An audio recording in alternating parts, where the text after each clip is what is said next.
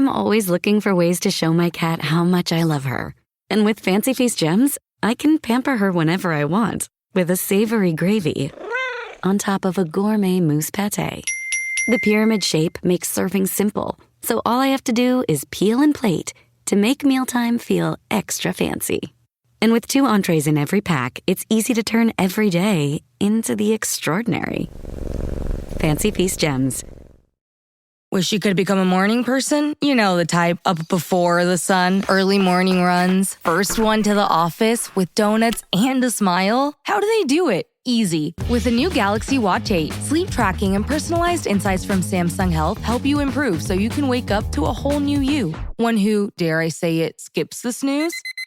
It's possible. Train your sleep with Galaxy Watch 8. Learn more at Samsung.com. Requires compatible Samsung Galaxy phone, Samsung Health app, and Samsung account. For a limited time at McDonald's, get a Big Mac extra value meal for $8. That means 2 all-beef patties, special sauce, lettuce, cheese, pickles, onions on a sesame seed bun, and medium fries, and a drink. We may need to change that jingle. Prices and participation may vary. This podcast is supported by FX's English teacher. Last year's critically acclaimed series returns to follow Evan, Gwen, and Marky as they vie for their students' divided attention. See why Cosmopolitan called its premiere season a masterclass of comedy, while Glamour raved it's the year's funniest and most heartwarming new comedy series. FX's English Teacher, all new Thursdays on FX. All episodes now streaming on Hulu. This episode is brought to you by Nespresso and Samara Origins by The Weekend Coffee Collection. Introducing Samara Origins. My collaboration with Nespresso is a connection to my roots, to my mother, Samara. Coffee that hits the right notes. It transports you. Crafted with unique notes and bold soaring flavors. Experience a taste that moves you. Nespresso and Samara Origins. Discover more at Nespresso.com. Tom, what is your favorite really hot day delicacy? Tell you what it isn't. A big bowl of clam chowder. The correct answer is a cola Slurpee. A cola Slurpee. A cola Slurpee. You mentioned the generic cola, so you're not going with a specific brand. Are you not brand loyal when it comes to your cola? Whatever the Slevin has, my friend. Whatever the Slevin has.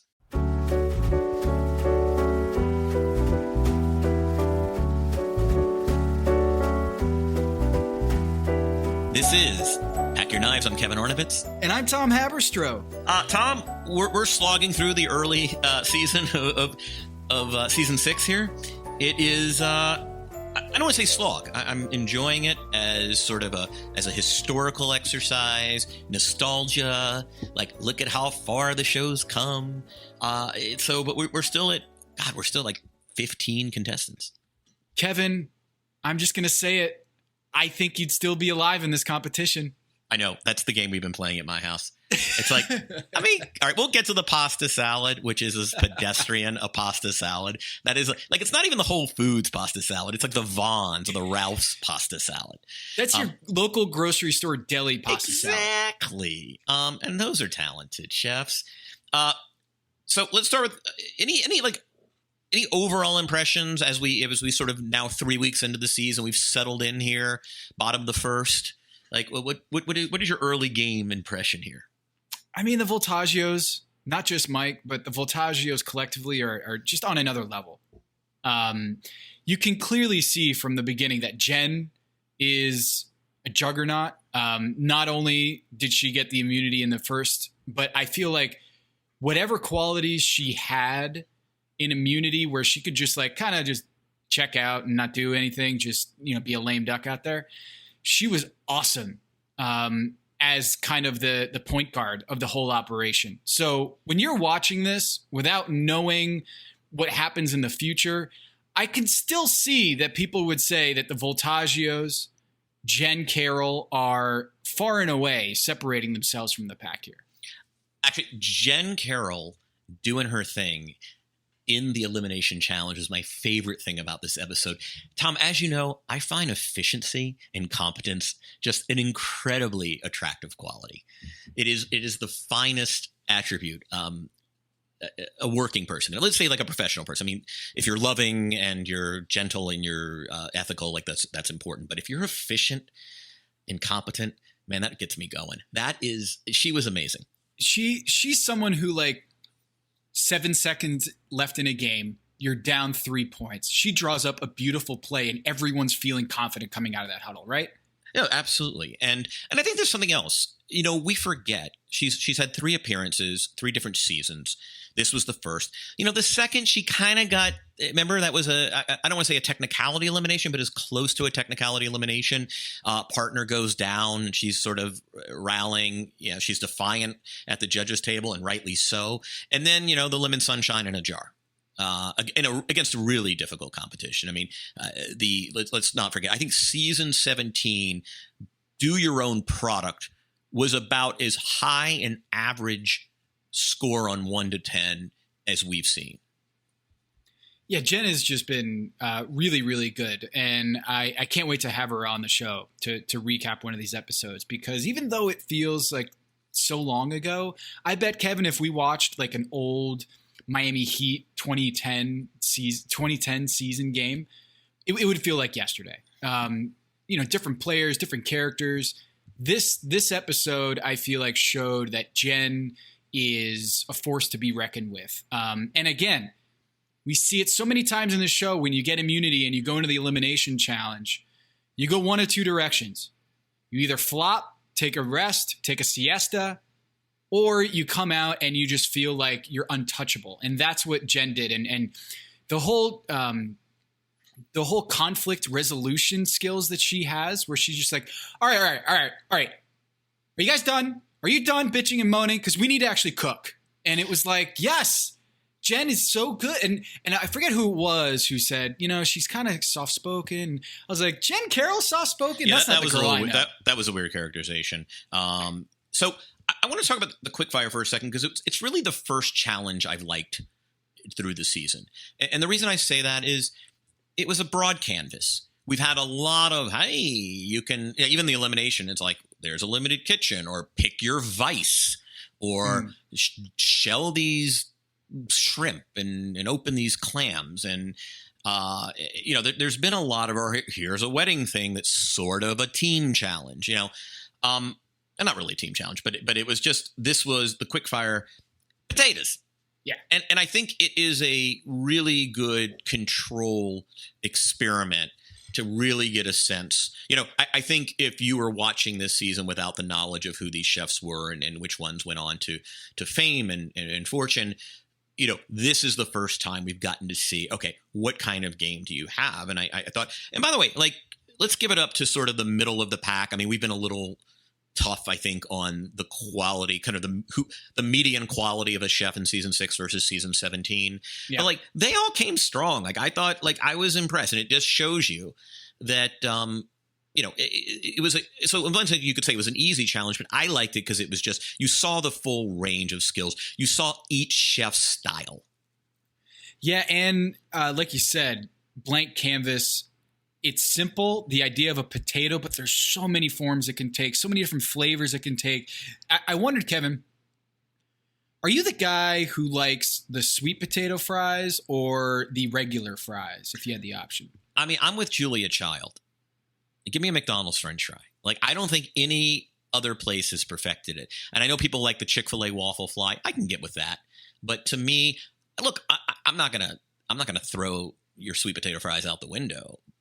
They could with, like, what do you get? Like the blue cheese or the ranch. But I got to tell you, like, I am a purist, and the more processed, the better, frankly. I don't want those big wedgy, like, fries that, it's like you slice a potato in half and then there's your fry. Yeah, I want a McDonald's French fry. I am with Ms. Julia Child, who, may she rest in peace, said that was her favorite food.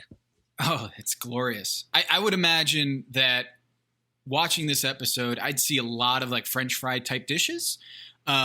But I didn't really see much of that. They did a lot of potatoes 3 ways, which was odd, because it seems like you see one of those potatoes 3 ways. There's a great restaurant here in Charlotte called the Stanley.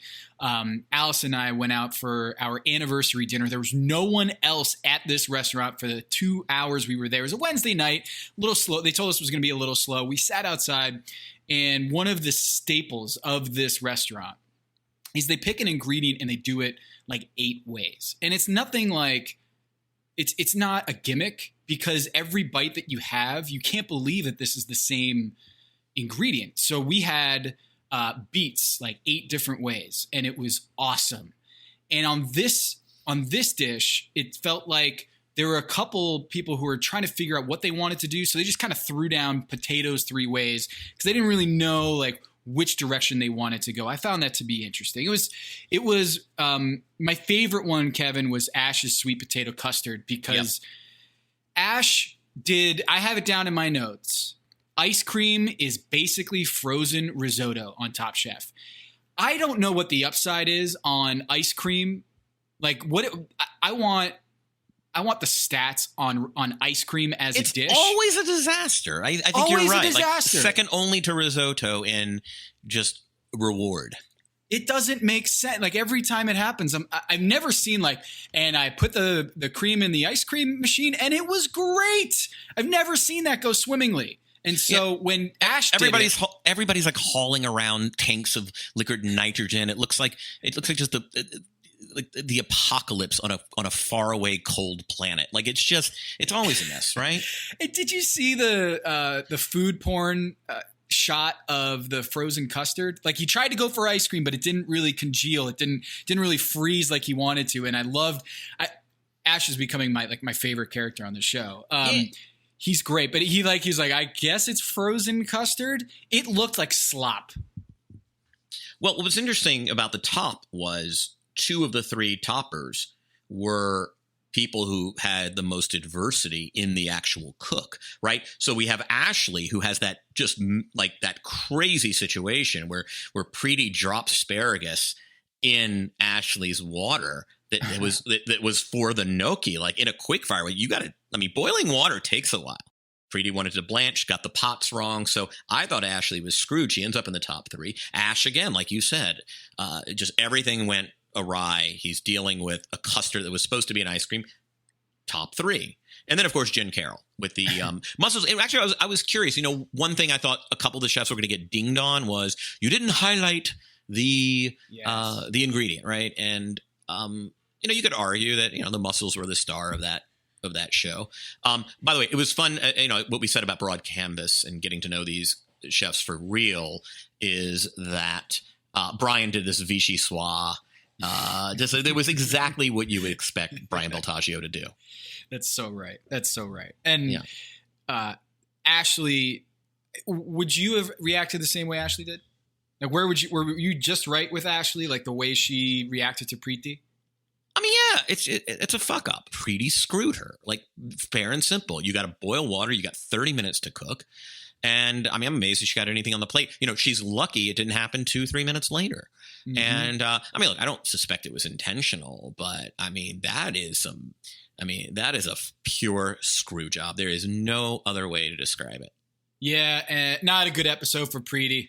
Not a good episode. And Ashley and Preeti seem to be good friends on the show. And if it happened to anybody else, like if Ron did that, or if Jesse did that, I'm thinking Ashley's just digging in a little bit harder and scratching that surface a little bit fiercer. Because I think Preeti and Ashley seem to be pretty good friends on this show. So I probably would have gotten a little bit more contentious there because I guess I could have just folded, Kevin, and just said, I can't get my dish down. And thanks, Preeti. But she rallies back. Ashley delivers a gnocchi that the judges loved.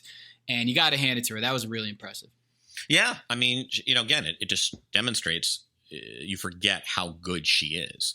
And if a couple things bounce a little differently in the other 2 seasons, I mean, she's the real deal. And I also like the elimination. It's a different kind of thing. I mean, first of all, I know you and I agree on this. I love eliminations where they get to kind of voluntarily grab a partner. I think it's so telling.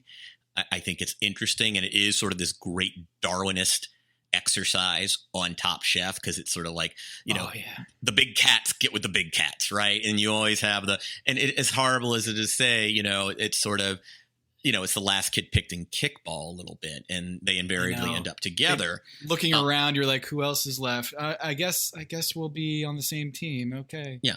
What was fun is they like the way the teams material, like you had the gay Ashes, Ashley and Ash. You had the San Franciscans.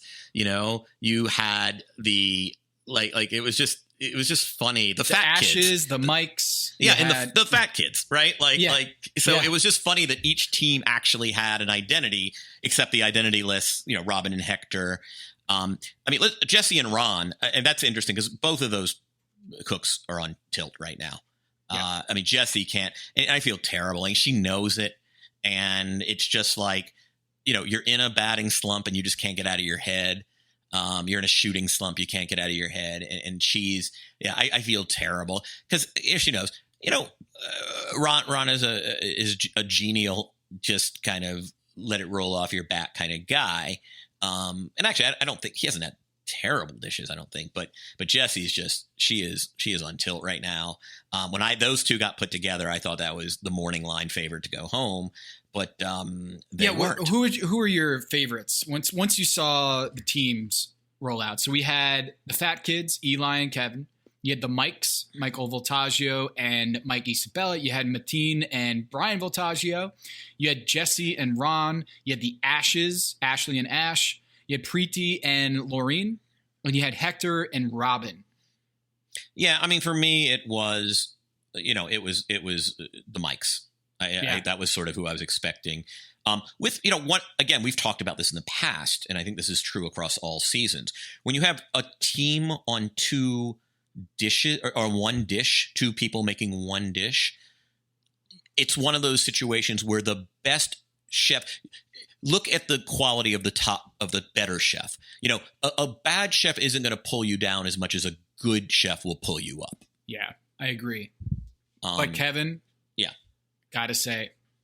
Hello, listener. It's producer Maze here to talk to you about Kindred. Now close your eyes like Owen Wilson during a job interview and imagine a way to travel that feels personal, comfortable, and connected without the price tags and the sterile feelings of hotels or short-term rentals. Now open your eyes and stop using your imagination because Kindred has made it very real. That's exactly what they do. Kindred is a members-only home swapping network. It's not a hotel. It's not a short-term rental. It's a smarter way to travel where each stay feels like home. Here's how it works. With Kindred, your home is your ticket. You earn credits by hosting fellow Kindred members, and then you use those credits to stay in over 220,000 homes in more than 100 cities worldwide. There are no hotel costs or rental fees, just the credits that you've earned. Every stay comes with white glove service, 24/7 trip support, and $100,000 in host protection. Make it easier for you to travel and enjoy yourself and not worry about details. I've used Kindred and I found an amazing home for a weekend getaway in an idyllic location with amazing views and great ambiance. It had everything I needed. And the best part was, it cost me $0. So apply now at livekindred.com and use code DINGS to join for free. Plus, you'll earn 5 nights of travel credit just for signing up. That's right, that's 5 whole nights for free at livekindred, KINDRED.com, code DINGS, DINGS, livekindred.com, code DINGS. Listener, listen up. This is important, okay? I'm going to try to save you some money here. If you're still overpaying for wireless, it's time to say yes to saying no. At Mint Mobile, their favorite word is no. You may think like, oh, that's bad. No contracts, no monthly bills, no overages, no hidden fees, no BS. Here's why I said yes to making the switch and getting premium wireless for $15 a month. You heard that correctly. $15 per month. Ditch overpriced wireless and the jaw-dropping monthly bills. And of course, there are all these hidden fees and stuff, but at Mint Mobile, plans start at $15 per month. All the plans come with high-speed data, unlimited talk and text. You're not doing like weekend and nighttime minutes or anything like that. And it's delivered on the nation's largest 5G network. Use your own phone. Don't have to get a new phone. Use your own phone with any Mint Mobile plan and bring your phone number along with all of your existing contacts. I switched months ago. People have asked, did you actually switch? Yes, I actually switched months ago. And I don't know what to do with all this extra money. I've cheated the system here. I've rigged something. This is an Ocean's 11 situation where I'm stealing wireless from Mint. That's how good a deal it is. Ready to say yes to saying no? Make the switch at mintmobile.com/dings. That's DINGS. That's mintmobile.com/dings. Upfront payment of $45 required, equivalent to $15 per month. Limited time new customer offer for first 3 months only. Speeds may slow above 35 gigabytes on unlimited plan. Taxes and fees extra. See Mint Mobile for details. Hello, listener. It's producer Maze here to talk to you about Quince and their cookware. Cooler nights mean cozy meals at home, and Quince's cookware has made fall cooking so much more enjoyable. Their pieces deliver the quality and performance of luxury brands, but at a price that makes sense. And they look gorgeous on the stovetop, too. No matter what item you need to complete your kitchen, Quince has you covered. With 5-ply stainless steel pots and pans, nonstick skillets, chef-quality knives, and even ceramic bakeware, which is perfect for cozy casseroles or Sunday roasts. And when you look at these prices, you might think, how is Quince doing this? How do they deliver high-quality items similar to high-end brands that are half the price? Well, let me tell you, they partner directly with ethical top-tier factories to cut out the middlemen and pass the savings on to you. And it's not just cookware. I got myself some bath sheets. That's right. When you're a tall man, you have to use bath sheets, not bath towels from Quince. It's like drying off with the cloud. It's incredible. Upgrade your kitchen for cozy fall meals with premium cookware from Quince. Go to quince.com/dings for free shipping on your order and 365-day returns. That's QUINCE.com/dings, DINGS, to get free shipping and 365-day returns. Quince.com/dings. This episode is brought to you by 20th Century Studios' new film, Springsteen, Deliver Me From Nowhere, starring Golden Globe winner Jeremy Allen White and Academy Award nominee Jeremy Strong. Scott Cooper, the director of the Academy Award-winning movie Crazy Heart, brings you the story of the most pivotal chapter in the life of an icon. Springsteen, Deliver Me From Nowhere. Only in theaters October 24th. Get your tickets now. The family that vacations together stays together. At least, that was the plan. Except now, the Dastardly desk clerk is saying he can't confirm your connecting rooms. Wait, what? That's right, ma'am. You have rooms 201 and 709. No, we cannot be 5 floors away from our kids. The doors have double locks. They'll be fine. When you want connecting rooms confirmed before you arrive, it matters where you stay. Welcome to Hilton. I see your connecting rooms are already confirmed. Hilton, for this day. Mike Isabella's Greek salad. Get all the way the fuck out of here. What the hell are you doing? I mean, again, it's sort of like it is the definition of insanity. These chefs all know, even by season 6, you know, don't make 2 dishes when you can make one dish. Don't make it. Like, especially because Voltaggio's I got this. Like, I think it's an ego thing for him. You know, it's sort of like, look, let's face it. That was a Voltaggio dish. Isabella's coming along for the ride, right? And, you know, it hurts his ego because he's sort of an ego guy. And it's like, no, I got to make my own. I'm going to put my, signature on this. You make a mushy shrimp Greek salad. Like, I think you just have to ask her, is there any chance that dish gets in the top 3? I mean, do you know what you're like? There's none. And so what you do is, again, you just double the chances. And it's just like, look, ride on Voltaggio's coattails. It's okay. No one's going to remember in week 15 you rode on those coattails. Just suck it up. He's a slightly better chef, or a considerably better chef, but in your mind, probably a slightly better chef. Just go with it. Kevin, the snobby Greek is going to come out here. That's not a fucking Greek salad. It's not a Greek salad. It is a shrimp salad with a couple elements that might be in a Greek salad. There's chickpeas in there. That's not in a Greek salad. A Greek salad has like 8 ingredients. You got tomatoes, sliced cucumber, sliced green pepper, sliced red onion, whole calamatas, a block of feta cheese, some olive oil splashed on there, and then a touch of oregano and salt. That is a Greek salad. There's no romaine lettuce. There's no meat in there. There's no chickpeas. Whatever Mike Isabella was doing there, it's not a Greek salad. Just call it a shrimp salad and be done with it. I don't understand. Like, when you go to a restaurant and I see a Greek salad on the restaurant, on the menu, I'm immediately looking to see if it has romaine lettuce in there, because that's not a Greek salad. But if you're throwing in shrimp, or if you're throwing in chickpeas, again, a lot of times you see in artichokes. Maybe there's artichokes in Mike's dish. That's not a Greek salad. And so it's one thing to see that on a restaurant at a non-Greek restaurant, just throwing that on the starters menu or the salad menu. But you're serving it to the judges. Their whole lives are this thing. So you're serving a Greek salad to a panel of judges who absolutely know what a Greek salad is, and you label it a Greek salad, and it is not a Greek salad. And you could have made up something like, oh, the shrimp here in Vegas, but like you couldn't even make up a story. It just and look, that room, the shelf, the food pantry might not have all the ingredients of a Greek salad. You know what? Don't call it a Greek salad. Sorry, I had to go. Tom, Mike Isabella, if he's listening, you disgraced one of the oldest civilizations on the planet. You disgraced Pericles. You disgraced Demosthenes. It is, and don't even talk about Alexander the Great. You think that motherfucker's looking down with any sort of grace? No.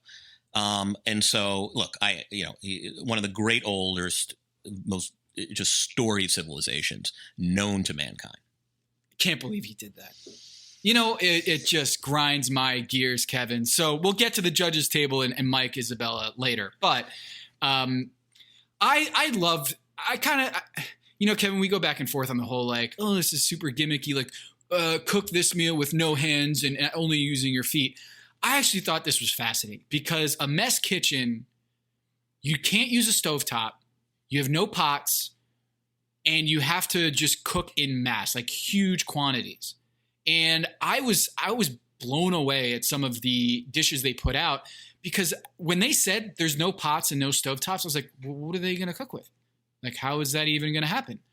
And it created, again, like the whole Lord of the Flies or high school pick your teams. It created a lot of tension in that kitchen. And I thought that was really interesting. I really liked that wrinkle of this. Yeah, I love that too. And look, I like the limitations sometimes. I'm not saying, that the gimmicks don't work. I mean, when they work, boy, they work. I thought this one was fine. I think the choices also tell you something. I knew right away that the Ashleys were not going home.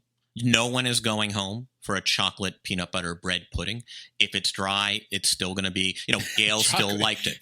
Yeah. If it's dry, it's still chocolate peanut butter pudding. Yeah. Also, what's great is if you have that stale, shitty Wonder Bread, it's fine. That's all you need. I mean, you actually don't look, if it's a brioche, that's wonderful. But, that was, they're very smart.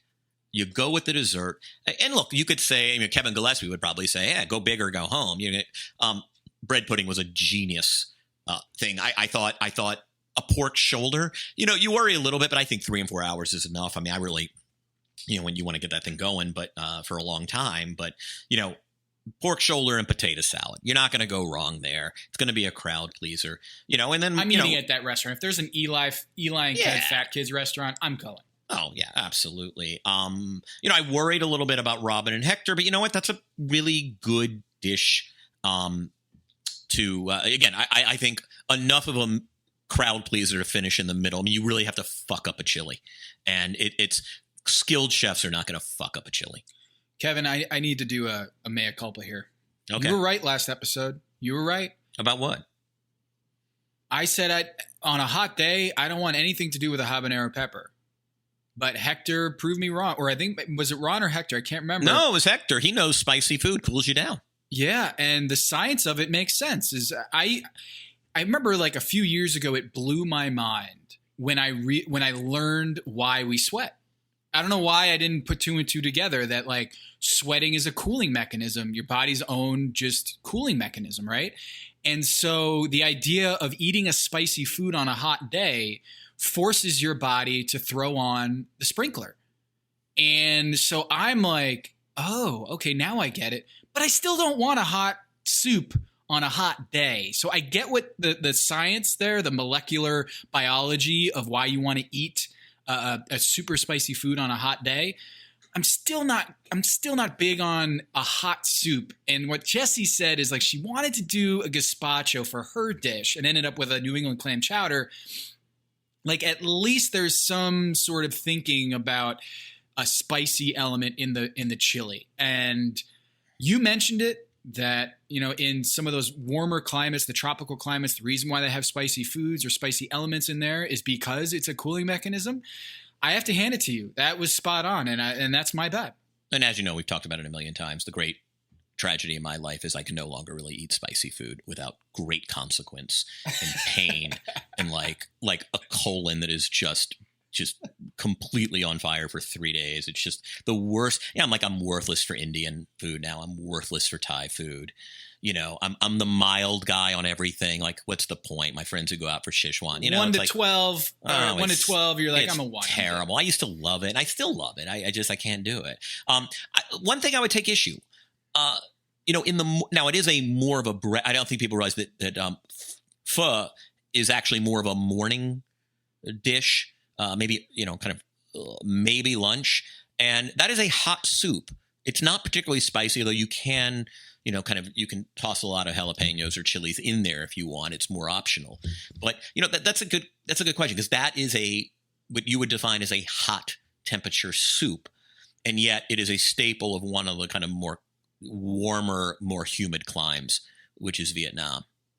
Yeah, that's a good point. I mean, I guess, and that does have some spicy elements sometimes if in your pho, but I would say if I'm outside, I don't want to slurp down a hot temperature soup. And it was in an airplane hangar, so it wasn't like they were just under the hot sun, but I still don't see the upside in making that clam chowder. And you know what? They didn't finish in the top 3. It wasn't a strong dish, but I would say that it's not my number one thing. And again, we don't really get to see the backstory of what kind of ingredients they were working with. So maybe a New England clam chowder is all they had to deal with. But yeah, Hector and Robin with the 3-bean chili with chicken, that was a good dish. Yeah, it's crowd pleasing. I mean, the judges loved it.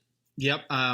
The celery leaves, kind of a nice touch. They kind of, chefed it up just enough, Yep. Then you had the beef loin, which is, that's Voltaggio and Mateen. I would have loved that dish. If I was eating there, it's a great homey dish, something, decadent where you just feel like a king eating that thing. So I appreciated that one. Let me say something about that. When I'm watching, and look, Voltaggio is not going to fuck it up, but it is a little risky in the sense that you're just counting on the protein without a lot of infrastructure, and there's not a hell of a lot going on there, right? Like you've got the cauliflower gratin, and I mean, great. I don't think, with frankly probably just bagged cauliflower. It's not the ingredient. It's not like, a good summer farmer's market where the ingredient can speak for itself. So, I mean, that's only going to give you so much. If you screw up the meat, if it's tough, you got to nail the protein. And there wasn't a lot. I won't say it wasn't creative. I think there's beauty and simplicity when you're not working with a hell of a lot. But again, with a lesser chef, I would have worried about that dish, because if it's overdone and you don't have the grill or what, you're fucked. Mm-hmm. That's a good point. So then we come to Lorene and Preeti, who do, as you called it, sort of a Kroger pasta salad. No disrespect to Kroger. I grew up on Kroger. But, I mean, I don't – like, look, I'm not a cowboy, and I'm not a Gillespie, bless his heart. Like, you got to go really, big every time. Look, it's a 7-item lunch. Not everybody's going to get the big protein. There is something to be said for the vegetarian dish. By the way, vegetarian dishes tend to do pretty well on this show. It does. But I mean, it just demonstrates a lack of confidence. And I just think judges smell that. It's just very clear. Tom, I think it's even gotten more over the last few seasons, increasingly intolerant of non-ambition. Yep. And in this episode, he really drove that home, where he filleted Lorene and Preeti for basically doing the lowest ceiling dish possible. Like, if you're going to do a pasta salad, come up with some sort of element in there that is elevated. But they did a standard, I think it was sun-dried tomato, and then you had broccoli. A little broccoli. And by the way, like those broccoli. I mean, nobody likes those florets. I mean, I am with George H.W. Bush on that. You know, like that's just not an appetizing food. Wait, what is the George H.W. theory? Like he famously hated broccoli. It was just one of those goofy things that you learn about presidential candidates. Like, look, he doesn't like broccoli. You know, like. Barack Obama plays basketball. Yeah. Right, yeah, exactly. It's one of those little, you know, and it shows you how colorless. Bill Clinton plays the saxophone. Yeah. I mean, the man was so colorless. That's what we knew about his personal life, other than the whole Greenwich, you know, wealthy Connecticut thing, and you know. Whoa! I mean, he is a patrician. Like, there was a great. By the way, did you read? There was a great piece in the New Yorker about maybe 8-9 weeks ago, or maybe it was before the quarantine, about sort of the political evolution of Greenwich over multiple decades. It's a really good piece. I would read the shit out of that. Yeah. As someone who rivaled Greenwich in growing up in high school, and some of my best friends are from Greenwich, but still, I would read that in a second. And the gang warfare between Westport and Greenwich, the mean streets of Fairfield County. But look, HW, I'm actually going to sit here and say charred broccolini and charred broccoli are like my favorite things in this world. Like, if you can throw broccoli in the oven and char the fuck out of it so it has that black tint to it, it is delicious. Right, but this wasn't that. But that's I'm with not you. that. This pasta dish didn't have that element to it. And I'm just sitting here like, wait, was it too salty or under seasoned? They couldn't even get the seasoning right on this. I mean, who knows? It's just bow tie. I mean, again, as you said it in the open, like, this is something you would get at a chain grocery store. It's just a standard, you know. And by the way, it's also kind of, you know, I'm thinking about Michael's from last season.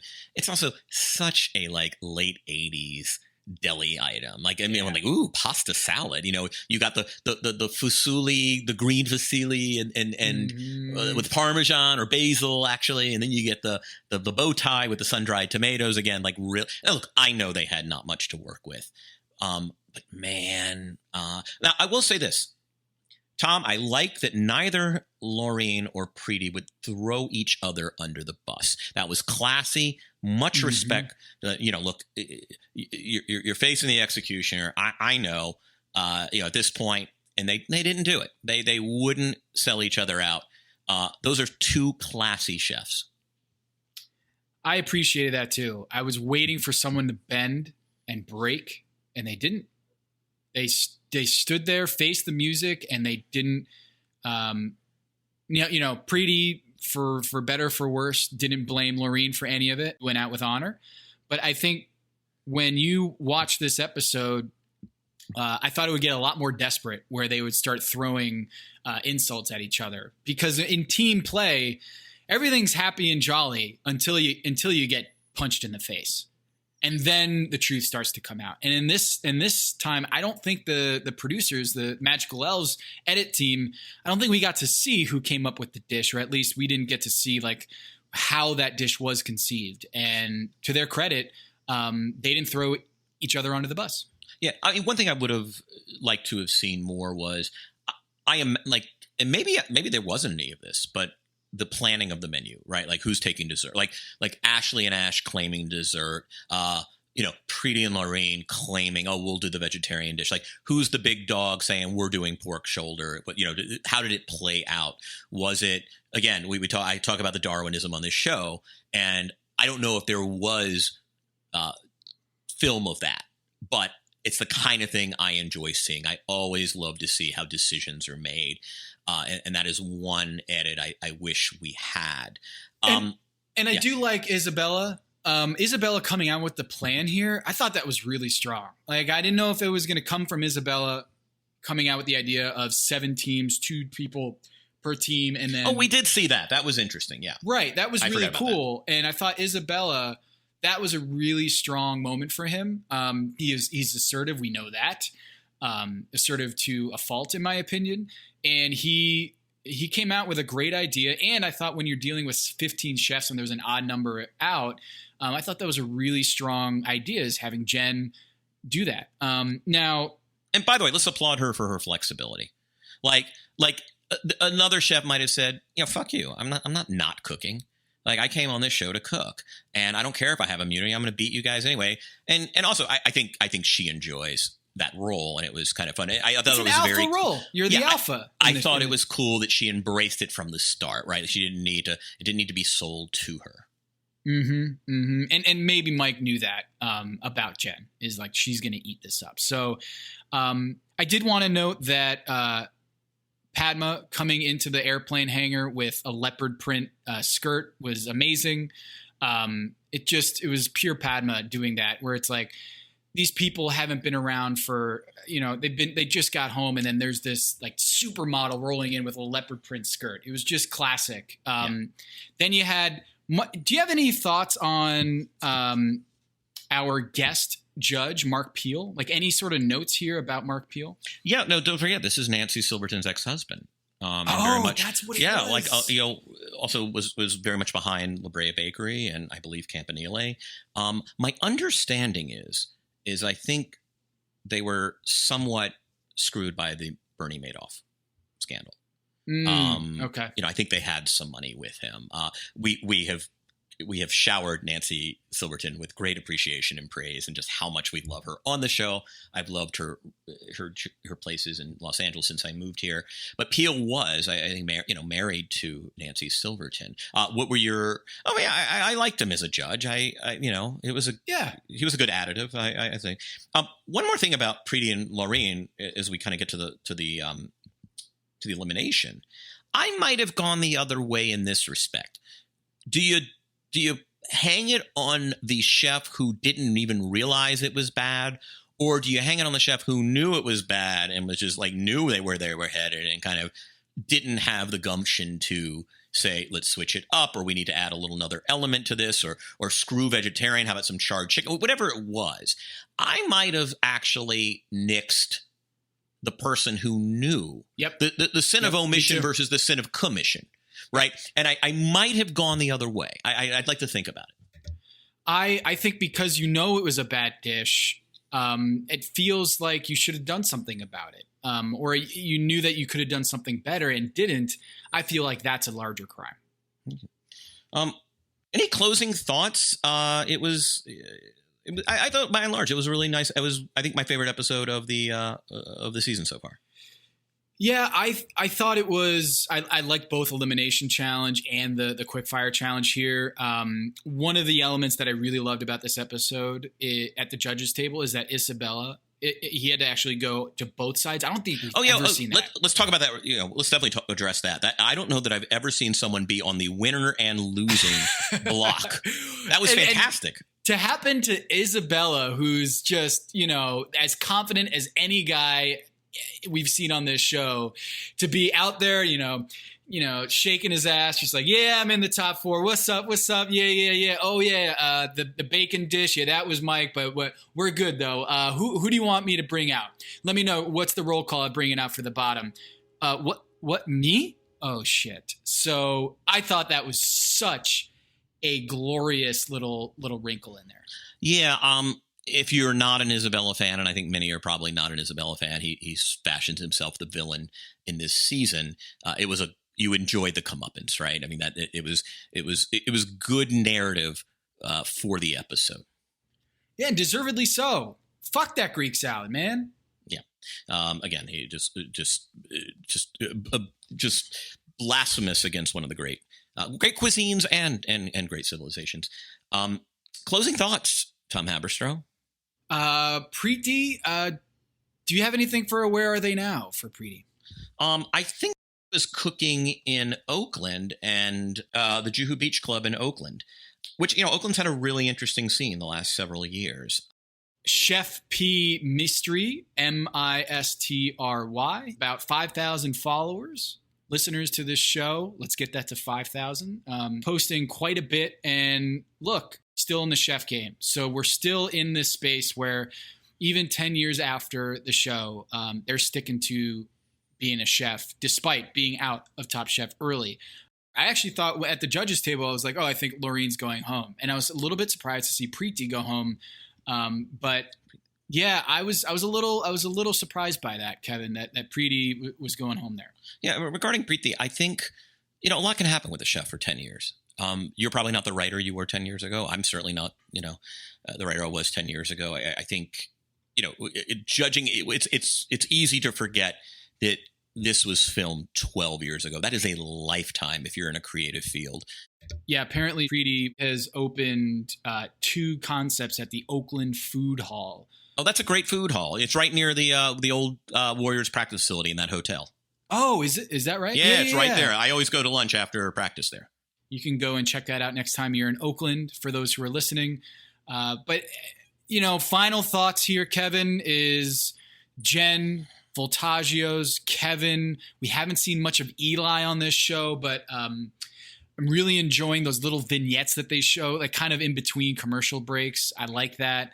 That have nothing to do with either of the challenges, but just kind of a little bit of a window into their life on the show. And I still think, Kevin, you'd be on the show. You'd be in episode 4 of Top Chef season 6. I still believe, when you're watching, Kevin, are you saying to yourself, I could do a dish that would beat the pasta salad and the Greek salad? I think I could. Now I'd have to get in that pantry. I mean, look, that was a pretty limited pantry and you got to act quick. But I think, I'm trying to think what I would have done, but I have no idea what the pantry offered. My final thought is interesting. We have next week a quick fire elimination. And while I don't enjoy seeing people be eliminated, I'm ready. I'm ready to kind of boil down the competition field and get it a little more concentrated. Yeah, I'm with you on that. I remember watching the preview and being like, oh, yeah, I remember this was a really scary episode. But the season's going great. The only production thing that I noticed this episode was I believe there was a little bit of a hiccup when Mike Isabella announced that he was doing a Greek salad, and then later they 10 minutes later in the show, they had Mike Isabella explain the origins of the Greek salad as if we didn't know that he had chosen a Greek salad. And it was the only time where I thought that there was what is it called when you watch a movie? Is it continuity? You watch a movie and a guy's holding a Coke in his left hand and then the next scene he's holding in his right. Yeah, that would be continuity. Yeah, continuity. It was kind of in that same vein of where it felt like they had a little bit of a hiccup there. But in terms of the production, I love the stories, the military aspect. I thought the Colonel was great. And I'm ready for episode 4 of Top Chef season 6. For Tom Haberstroh, this is Kevin Ornament, and this is Pack Your Knives.